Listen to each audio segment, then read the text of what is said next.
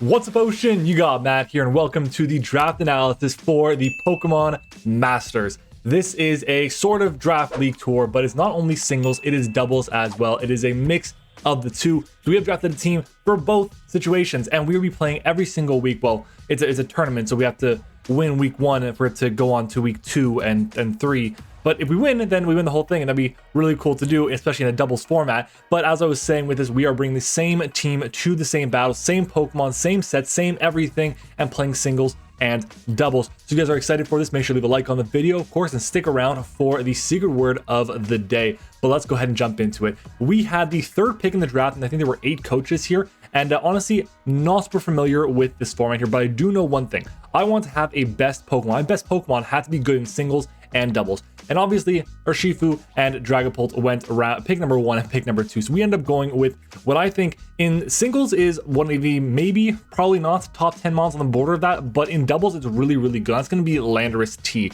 Lando-t is fantastic. It provides Intimidate, which is the best ability in doubles. Having access to Earthquake, which is a spread move, having Knockoff as well in singles, U-Turn as well for singles, Stealth Rock for singles, Defog, same thing, and then Rock Slide to hit both sides of my opponent's field is really, really good. Has other things it could do with like Swords Dance and stuff like that, but in general, it's a really good Pokemon, but the main draw to it is going to be the Intimidate and the fact that it has 2 key immunities to something like Discharge and opposing Earthquakes. That's a really, really cool, and I like this Pokemon a lot for that. Mostly the double side talking there, but there are going to be more doubles matches than singles matches, assuming there are best 2 out of 3s are going to be doubles, which most of them are. Either way, other options we were considering here were going to be Mew. Rillaboom was going to be solid for terrain. Incineroar is arguably one of the best Pokemon in the doubles metagame, and then Tapu Koko as well for terrain support. Unfortunately, the only Pokemon here that was not taken, Incineroar and Mew, did not get taken, but I could go with another tier 1 Pokemon, but I didn't feel that Mew and Incineroar were good enough in my eyes to really justify it in this case here. I want to have a bit more of a diverse team, so I decided to go with something else. Our next mon though is going to be Rotom Heat. Rotom Heat is great because it allows me to continuously go for my spread Earthquake while not worrying about that on my Rotom unless there's something like neutralizing gas on the field or a Smackdown or a Gravity or whatever.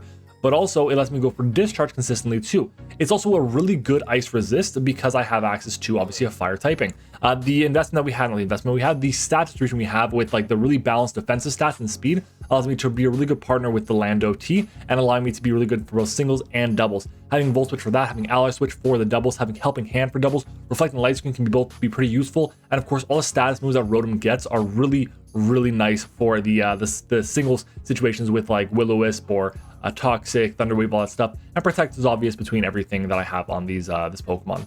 Other options here, again, Incineroar and Koko were definitely possibilities here as well. I didn't know if I really wanted to go that route. Grimmsnarl for like Prankster was going to be really cool here as well, and a Fairy type. And then of course having Torn-T with the potential for Regenerator was really cool as well, and the speed tier is also just fantastic. But at the end of the day, Rotom Heat just provides a lot for the team, a lot of good synergy with the landorus-t, both for singles and for doubles, and I think that's a bit more of what I'm going for here. I'm really trying to build a team that is cohesive for both, rather than a team that is really good in one and really bad in the other. So that's kind of what I want to go with here.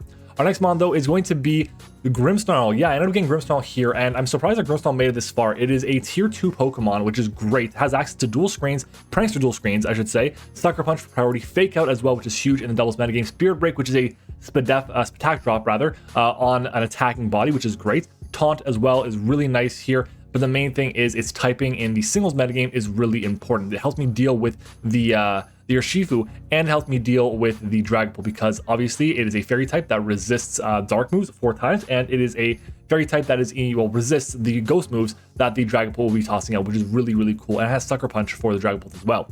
Frisk could be nice as well in case I'm running something like an Assault Vest or I want to be a bit more, I guess, aggressive and know a bit more information, which could be really nice. Pickpocket I don't see coming at all. Other options in this spot were going to be the Gastrodon because of Storm Drain, the Blastoise as a great Rapid Spinner, a great setup sweeper as well. It also gets Fake Out too, has a lot of really good things. I really want Blastoise. Clefairy is another great option, so Follow Me, and a good typing as well. And then Klefki because it would offer me, the only difference it would really offer me would be hazards. That's the main thing that it would offer me ahead of the Grimmsnarl, but Grimmsnarl offers a bit more on offensive pressure, which Klefki does not. I do like this Pokemon a lot, but so far our team is pretty slow. I do think this team that we have right now is just going to do kind of what it needs to, and that's it. I really am excited to see what we can do with this team so far. Our next mon is going to be the Serena. Now, if you guys know anything in doubles priority is king.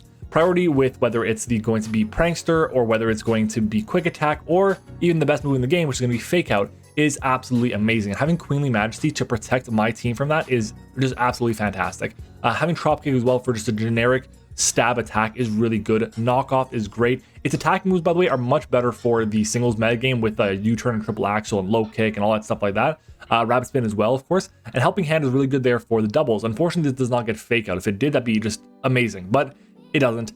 Either way, other options here were going to be the Gastrodon, the Blastoise, of course, as I mentioned before. Togetic is really solid here as well because of the Follow Me shenanigans, I should say. And then Liepard because, again, more Prankster I think is not a bad thing. And I think the double Dark type in a format like this is actually pretty cool. And it's also low tier. I think it was like tier 4 or something like that.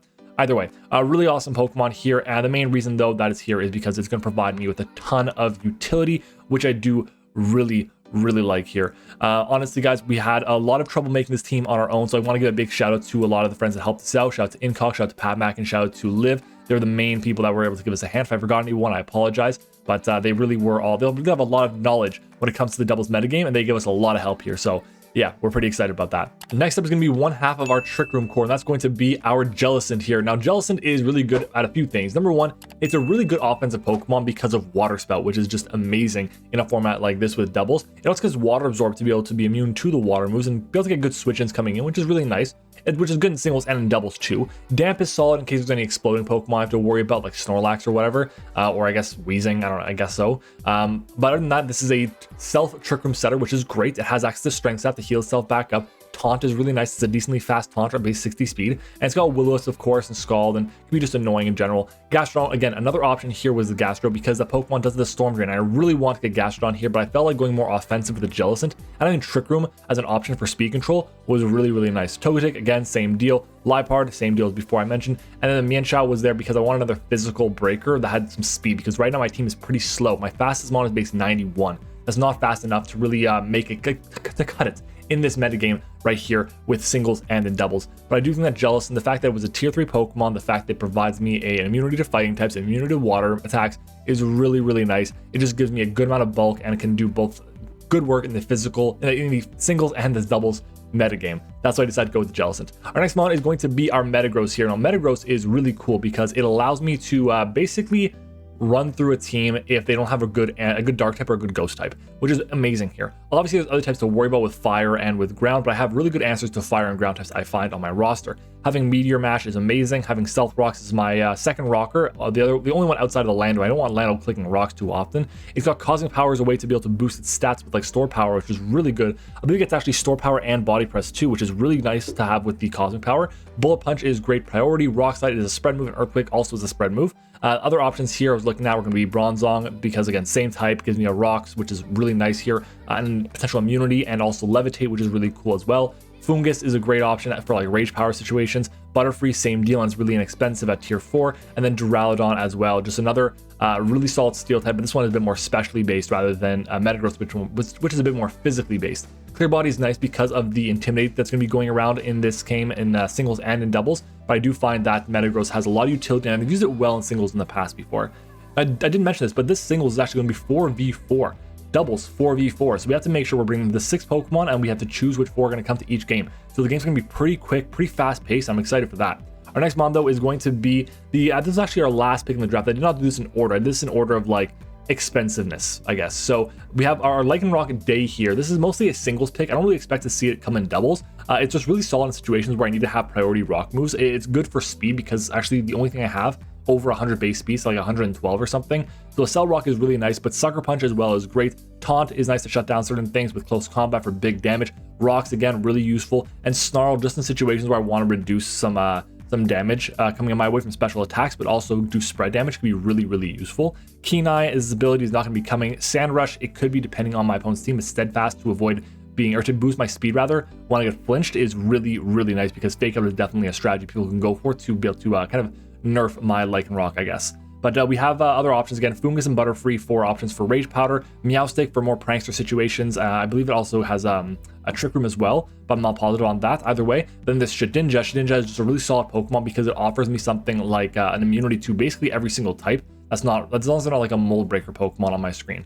But at the end of the day, the main thing is we have the Lycanroc. It's a solid Pokemon overall, but I do want to go with something else here, and that's going to go with the other Trick Room side of this, the other Trick Room aspect. That's going to be my Oranguru. Now, Oranguru is, well, it's here for Trick Room. It's here for doubles pretty much on its own. That's really all it does. It's a decent special wall. However, it's got decent coverage options, but the main thing it has is like Trick Room and Instruct, which are really, really good moves. Trick Room obviously gives me the Trick Room up, and then Instruct is really good because if my ally went for an attacking move, I then use Instruct, and it makes the ally use the attack again. So if I have, let's say, Trick Room up, and I have my Jellicent clicking Water Spout, I then click Instruct again, and it uses Water Spout again, which is really, really cool. I did think it has priority, but it actually does not have priority, which is a little unfortunate. Knockoff is another just useful situational move that could be good in certain spots. Encore, again, same deal, just good in certain spots, could be useful as like a third or fourth move. Yawn is really good to be able to get my opponent to switch out, which is amazing in a format that's as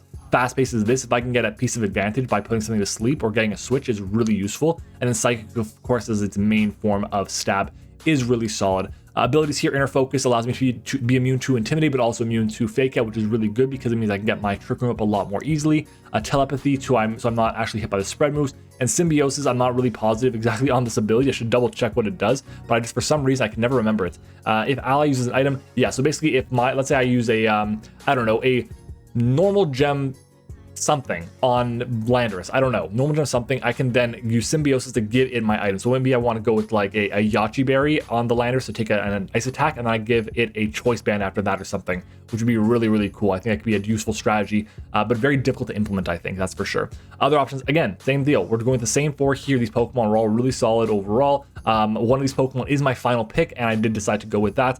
But I am going to be just jumping into that final pick right now. That's going to be the Shedinja. Now, Shedinja is pretty much only going to come for certain situations where I'm really worried about a certain mon that doesn't have a way to hit it with like Fire, Rock, Dark, what else? Flying, Ghost, I think are the only coverages it's not hit for. It's hit for respectively. Either way, we have a way to be able to boost up our special attack rather with Swords Dance, which is really, really nice.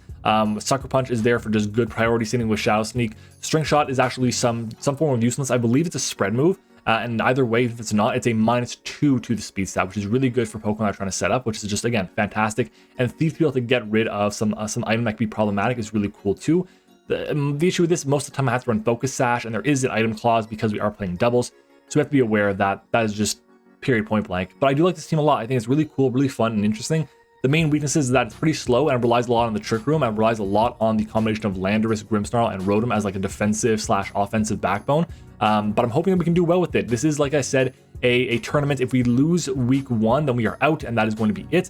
But if you guys want to see me play against some other teams that lost week 1 as well, I can definitely do so. If you guys want to see more of this, even as we go, even if we win week 1, you want to see more battles, I'll definitely try to bring them to you guys. So thanks for watching the the draft analysis for this, guys. I really do appreciate it. Our secret word of the day is going to be, we're going to say rice, because I'm making a lot of rice dishes lately and I've been enjoying it. And we're going to go ahead and call it there. So guys, thank you for watching the draft analysis, and I will see you guys next time.